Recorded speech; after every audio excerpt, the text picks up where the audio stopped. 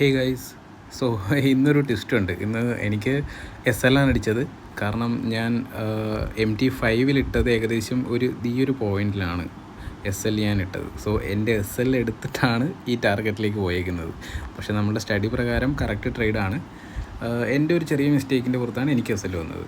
Okay, so അപ്പോൾ നമ്മൾ ഇന്നത്തെ ട്രേഡ് വന്നിരിക്കുന്നത് GBP USDയിലാണ്. GBP USDയിലൊരു 4 hour fair value gap.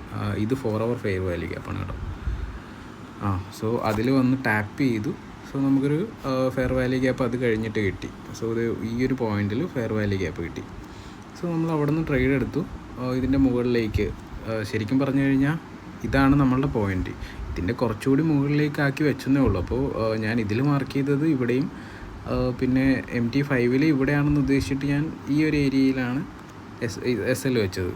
So അവിടം വരെ വന്നിട്ട് നേരെ പോയി ടാർഗറ്റ് അടിച്ചു. ഇതാണ് ഇന്നത്തെ ട്രേഡ്. സോ നമ്മൾ വരച്ചത് പ്രകാരം ടാർഗറ്റാണ്, പക്ഷേ എനിക്ക് SL ആണ്.